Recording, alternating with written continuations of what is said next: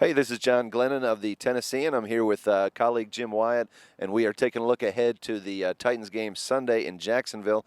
Titans are trying to break a 3-game losing streak, and they're also looking for their first AFC South win of the year. Here to take a look at 3 keys to the game against Jacksonville is Jim Wyatt.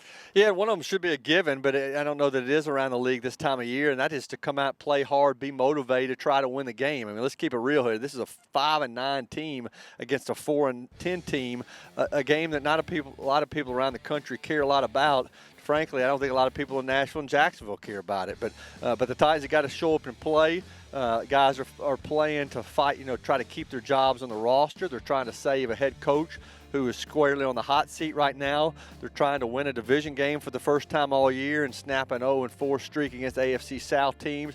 And they're playing for pride. I mean, this is a Jacksonville team that was winless coming into Nashville back in November, and they embarrassed the Titans and kind of sparked their season. They won 4 out of 6 games since. It's too late for the Titans to turn things around, but at least they can try to end the season on a positive note. So the Titans need to play hard. They should win the game when they're a 5.5-point favorite. Should have beaten Jacksonville in November, but they didn't do it, so we'll see how this one turns out. Key number 2, don't turn the ball over. I mean, Ryan Fitzpatrick will go down in Titans history as one of the few quarterbacks to throw for 400 yards and 4 touchdowns in the same game. You got to go back to George Blanda and Billy Volek. They're the only other 2 guys that did it, but it came in a loss, and it came in a loss because Fitzpatrick threw 2 interceptions last week because they couldn't, Patrick Bailey couldn't handle a kickoff, a kick that the Cardinals surprised them on. The Titans fumbled the ball. That's 3 turnovers.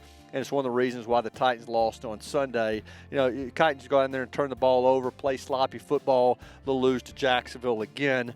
And then number 3, they're going to have to play tougher and more of a killer instinct on defense. This team has given up 88 points in the last 2 weeks to Denver and Arizona. Granted, one of those touchdowns came on a pick 6 last week against the Cardinals. But this defense has not played very well. Here down the stretch, they've had a chance to win several games this year when the defense didn't rise up and win games for them.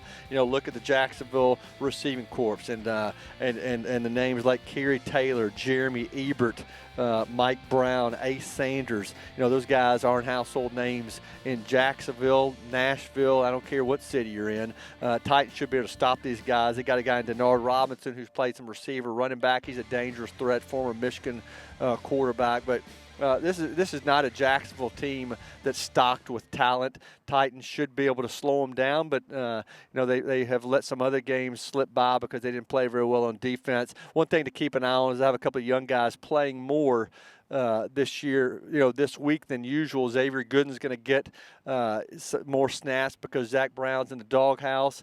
Cody Sensabaugh is out for the season at the nickelback position, so Bleedy Ray Wilson, rookie's going to have to step in and play well. So anytime you've got some new guys playing the lineup, a lot of snaps for the first time, some concern there. But we'll see if the Titans show up, see if they can figure out a way to close the season out with with a couple of wins. First Jacksonville, then Houston, and then we'll see what happens after that. So we'll still be, John Glennon will be in Jacksonville for the game on Sunday. We'll be writing about the game on Tennessean.com leading up to it, doing blogs throughout the rest of the week. We'll be on Twitter at Glennon Sports, at J Wyatt Sports, and we'll talk to you. And please keep watching us here at Tennessean.com. For John Glennon, I'm Jim Wyatt.